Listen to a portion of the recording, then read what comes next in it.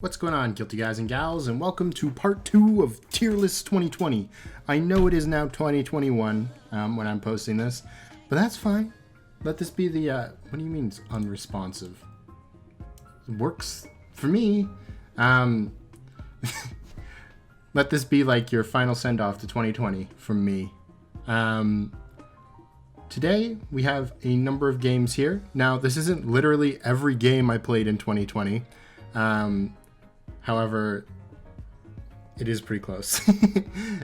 Games like Hades, what other game was I thinking of? Hyrule Warriors, Age of Calamity, and some games I've just played a billion times, so I didn't feel fair ranking them, like Breath of the Wild, and what was the other one I was thinking of?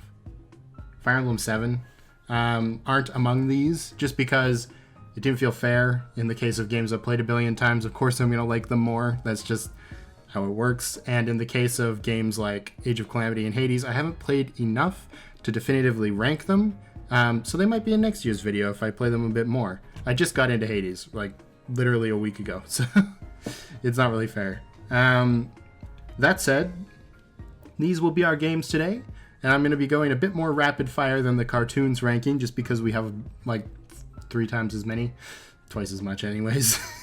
But yes, I'm going to do a little bit of sorting here just so that these two are beside each other, because that only seems fair. I'm ranking the DLC separate from Pokemon Sword and Shield just because there was like a huge disparate gap, and I feel like ranking them together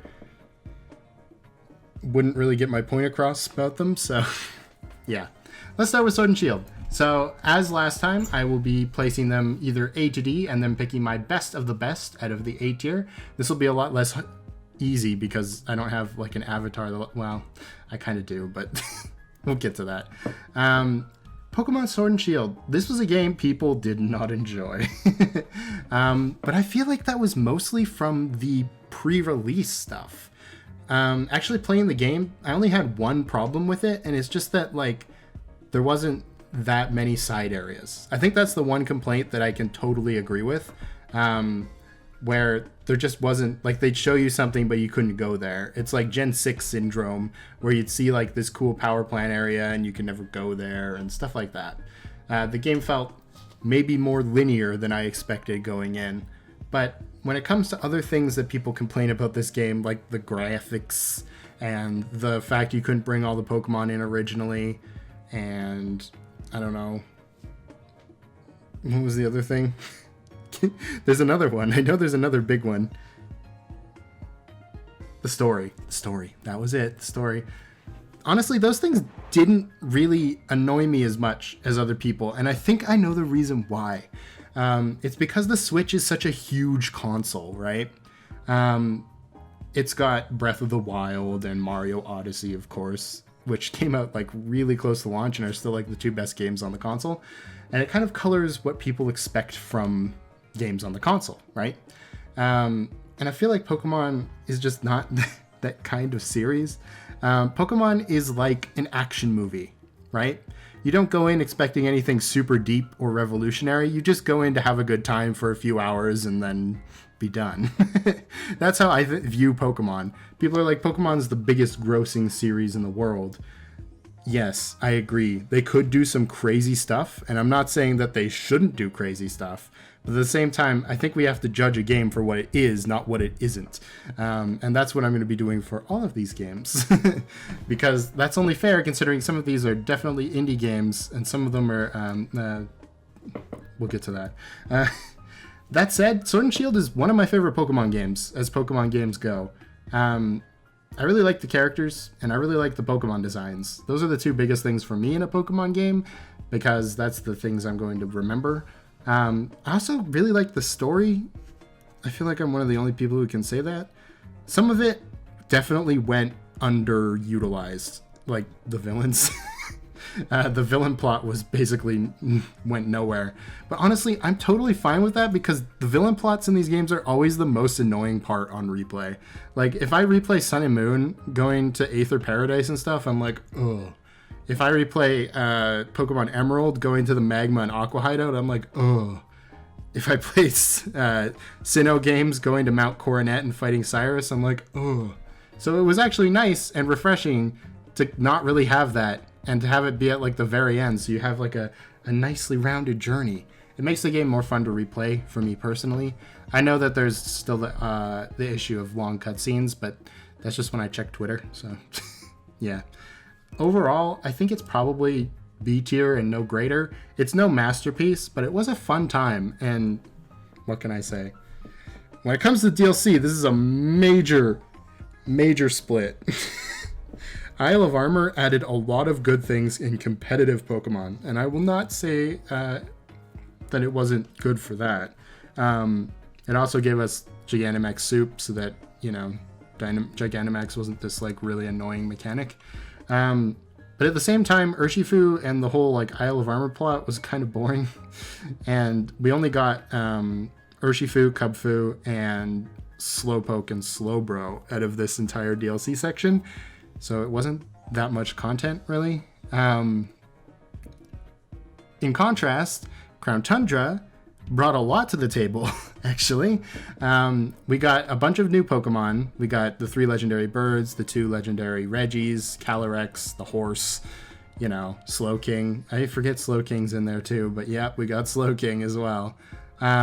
Which is more than like any other DLC content for Pokemon. Like, you know, in Sun and Moon, if I was to count like DLC in previous Pokemon games, it'd be like mythical Pokemon, and that's basically what this was, except there was a bunch of them and they didn't lock them behind like timed mystery gifts. So I think that's actually fine. Is it worth the cost? I don't think so. I mean, if you could pay for Crown Tundra separately and it was like half the price, I'd be like, yeah, it's pretty good. But I'm gonna put it in C tier just because it's definitely not as good as the main game of Sword and Shield, but it is still worth something, so I'm not putting it in D tier. Now we get to Animal Crossing New Horizons. I was excited for this game, and I'm not usually that excited for Animal Crossing. I played like a collective of 2 weeks of New Leaf on the Nintendo 3DS, and that was basically my entire experience with Animal Crossing, because I bought it when it was like on sale or something. I don't know. Nintendo games don't go on sale, but I specifically remember it being cheaper. That's why I bought it. And I had an okay time. I thought the crafting and stuff would make this game better. It was fun for a few weeks, but that's all Animal Crossing ever gets me. Now I relate to those posts of people who are like, don't buy the game. You're only going to play it for a week. Because that's really what it is. As soon as you miss like one day, and you know that like villagers are going to be mad at you and stuff, like, where have you been? It's just hard to get back into it. That said, it was a pretty good game. Probably going to be the bottom of B tier. It won a Game Award, I think. Didn't it win a Game Award? I can't remember. Yeah, I can't remember. Anyway. Kyle Simulator. Now, this one's got a little bit of backstory. I was going to play this for the channel because it's such a meme game. It was one of the games I had when I was posting polls of what you guys wanted. There was one where it was like Steam Nightmares or Steam Trash or whatever. This is one of the games I had on the list for that. This is the only one I ended up playing all the way through because it was like a total 5 minutes of gameplay. You basically just spawn in a room, punch some stuff, get in a car, and that's it. That's all there is to do in the entire game. I bought it for like 99 cents, so I guess I got my value's worth, but it's still not much of an experience, so there we go. Among Us. Okay. So I know Among Us is the big hit popular game right now, and so it's probably going to make some people cringe, bro, when I put this in A tier. But Among Us is honestly, it's a perfection of Town of Salem for me. Because Town of Salem has all these roles, which are much more interesting. However, a lot of the game is just sitting, waiting for stuff to happen. Like, if you get a townie role in Town of Salem, you basically just sit around and guess. Which is fine when you're in a room with friends, right? Because you can banter or whatever.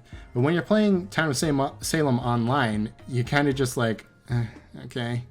But it's not even a thing where you can like go on your phone, like I was saying with the cutscenes in Sword and Shield, because if you go on your phone, you might miss something very vital. You have to be like vigilant at all times, even though it's super boring.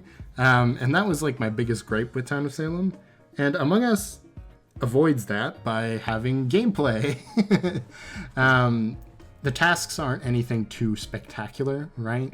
They're not like fun per se. They're literally tasks. But in completing them and knowing like which ones are dangerous to go to first and stuff like that, there's actual strategy behind how you do this.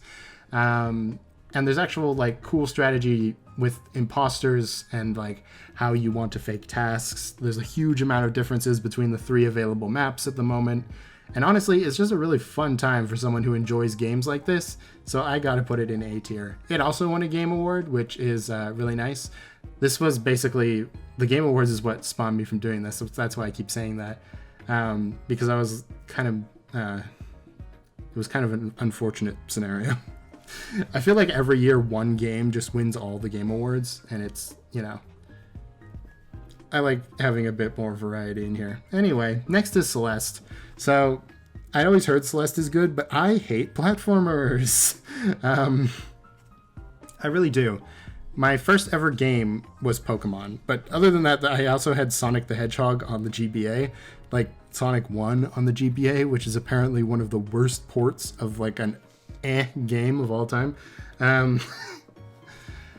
So yeah, that kind of spawned my hatred for platformers. Even stuff like Super Mario Odyssey, like I completed it and it was fun, but I've never gone back to it.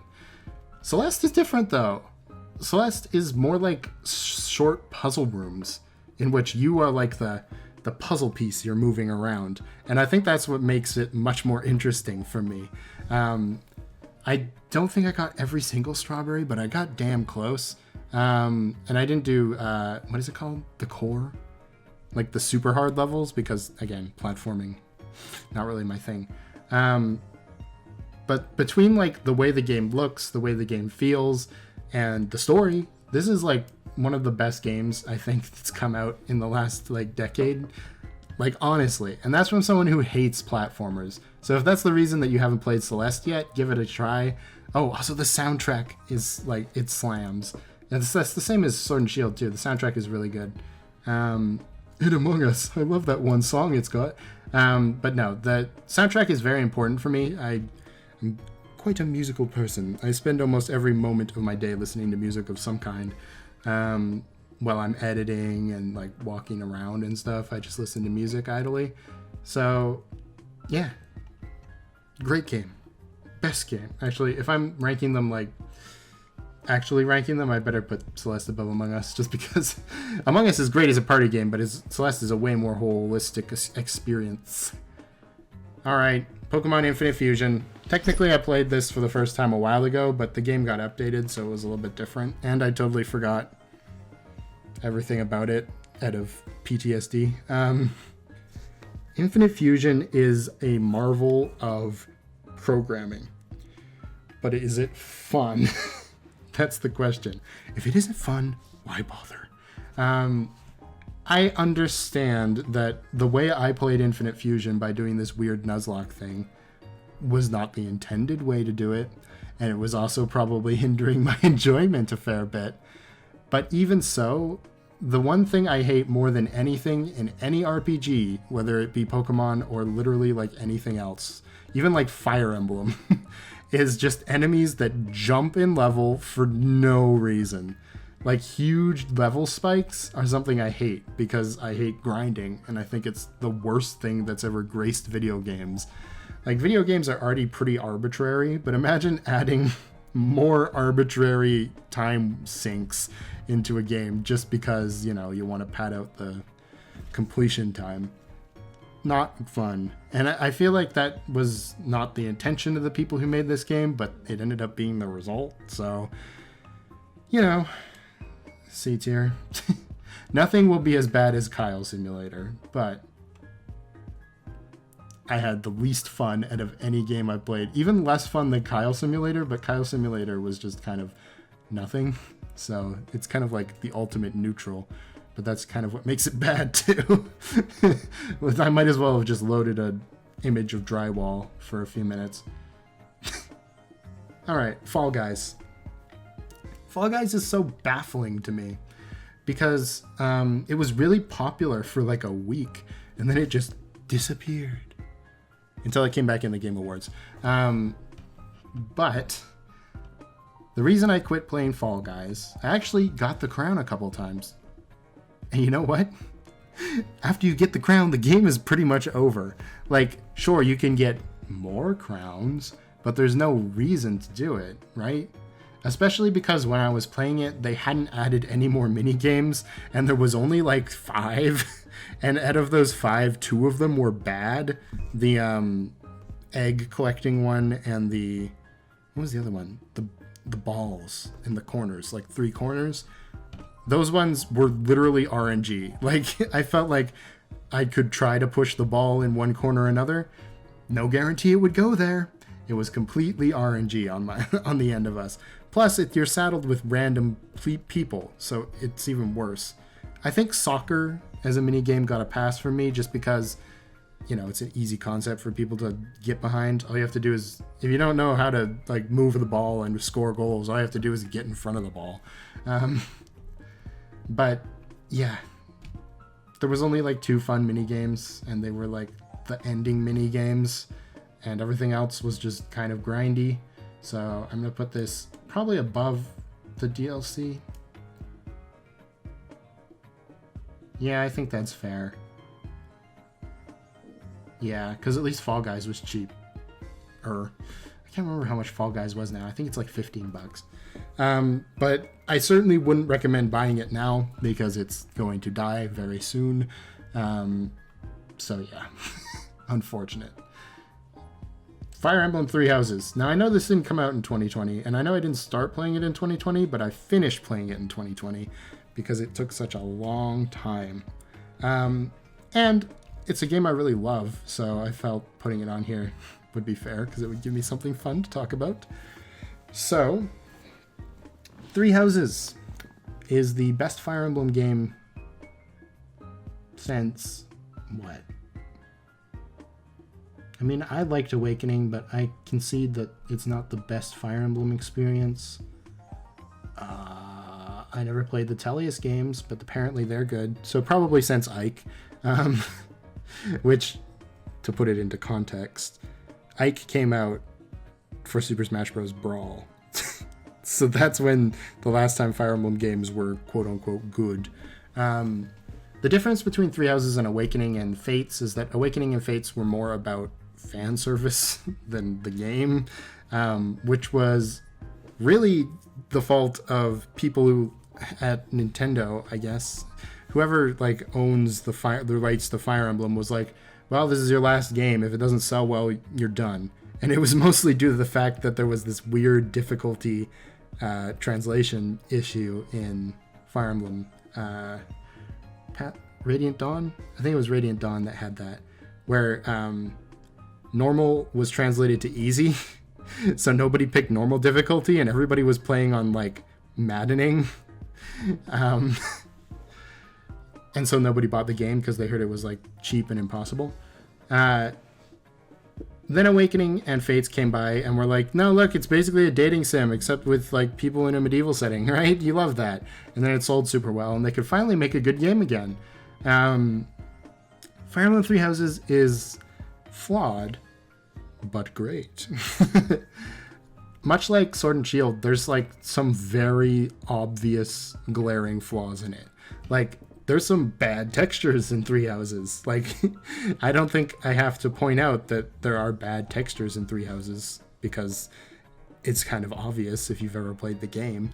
Other than the character models, everything else is kind of bleh. But the world building and characters and the plot, honestly, are enough to keep me invested and other people as well. A lot of the characters in this game I would rank as very good. They've all got like motive. I know, wild.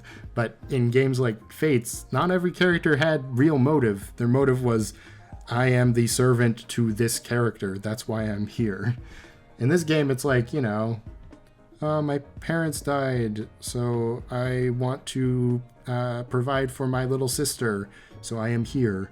Or, oh, my parents, I want to be an artist, but my parents say I can't, so I'm training to be a knight instead. and like, you know, obvious conflict arises. The worst part of the game is just the fact that Edelgard's story is really short and has no cutscenes because it was obviously tacked on at the last second. That said, Blue Lions and Golden Deer, I think, are both amazing in terms of plot and stuff, and I think it's worthy of A tier. I really do. I really, like, you can go back and play this game basically. I could go back and play this anytime and think I'd have a good time with it, is basically what I'm going to say. And I'm a Fire Emblem fan, so that kind of influences it, but this is a very different thing from a Fire Emblem game, and a lot of Fire Emblem fans were like, it's not a real Fire Emblem game, but I think it's a great direction to take the series, and, you know, it's up there with some of my favorites in Fire Emblem. Okay, next up, another game I actually very much enjoy, Phasmaphobia. You've probably seen this game somewhere. It did win it was nominated for a Game Award anyway, so most people should see it. Phasmaphobia is basically a game where you hunt ghosts, and that doesn't sound too interesting, but it's actually really neat. I've been playing it a lot with Saturn Cycle, who I used to do a lot of Pokemon stuff with, like a year ago. We still played stuff together, let's just say that. And we talked about it and why it works, and I think it works partially because of the jankiness, because this game gets predictable pretty fast, right? You figure out how to find the ghosts, you figure out the layouts of the places, and then it becomes not scary.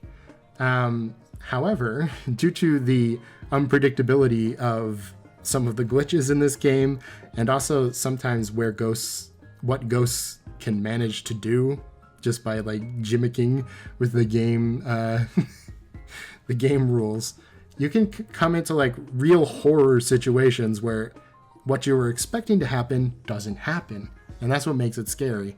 It's really neat, and it's entirely by accident, I think, that this game works so well. But it's also made by one person, so props for that. I'm gonna put this in A tier as well. It's just a lot of fun, especially with friends. So I'd say give it a shot if you haven't, even if you don't like horror, because literally after you play the game like 3 times, it's not really that scary. It's more just unpredictable. Okay, Paper Mario: The Origami King. So, Paper Mario's had a tough time too.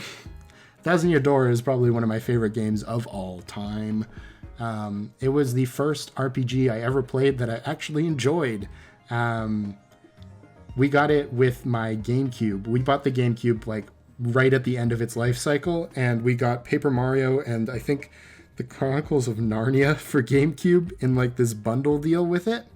And I didn't want to play Paper Mario because it was an RPG, and I thought RPGs were boring, other than Pokemon. I didn't understand Pokemon was an RPG too, but then I played it and I loved it. And so this game has a lot to live up to in terms of Paper Mario. And I think it's actually good. It's kind of like Three Houses, where we've been waiting for another good game in this series, and it's finally here. Sure, it's not everything Thousand Year Door was. Like, there isn't like a complicated badge system. There isn't a bunch of wacky enemies, really. It's all pretty standard Mario fare.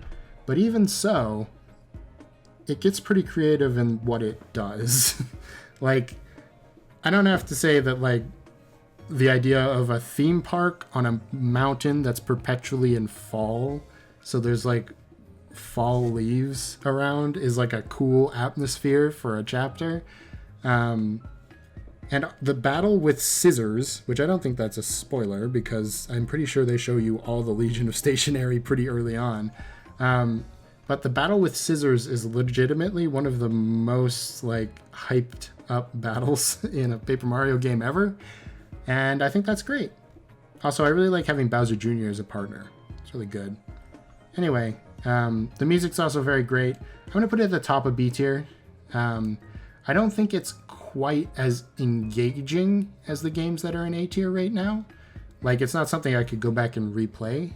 But at the same time, it's still good. It's got a lot more content than Animal Crossing. I'll give you that. This is a weird one. Risk factions. I was watching somebody on YouTube play Risk, and I was like, I want to play Risk now. So I played Risk, and you know what? This game is Risk. It's made by EA, but before EA was all about loot boxes, I guess. They were basically just like a mid-tier publisher. It's honestly pretty good for what it is. I can't really complain. And it was fun. So I'm going to put it bottom of B tier. I was saying Kyle Simulator is kind of like a true neutral because it's nothing. But I feel like Risk Factions is kind of like a true neutral as well because it's not bad, but it's also nothing amazing. It's just exactly what it's trying to be.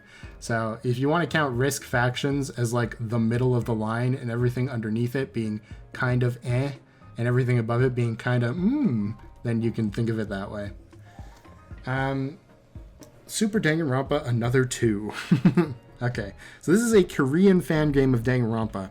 If you didn't watch me play it, I'd suggest play it, quote unquote. You can't really play it because it's not translated. I did a reaction to the game, but it's a visual novel, so there's not too much difference there. I would suggest you do watch it because it's really amazing. I honestly think it's the best Danganronpa game I've ever played, which is funny because it's not a legitimate Danganronpa game. A lot of the tropes that Danganronpa sets up that are followed through very poorly in subsequent entries are either twisted in a way that's really cool in this game or just kind of like dodged. All the characters in this game have a point. And that's one of the biggest problems I've had in other Danganronpa games. Like, what was the point of Yasuhiro?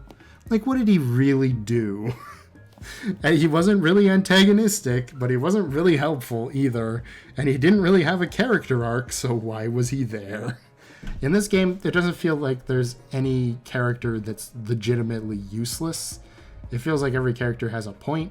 And you know what? That's pretty good. I can't comment on the gameplay itself because obviously I didn't play it. But from what I've seen, it looks to be pretty decent, with the exception of maybe the spaceship minigame, which is basically like a Flappy Bird. Probably wouldn't be that fun. So I'm going to put it above... I'm going to put it at the bottom of A tier.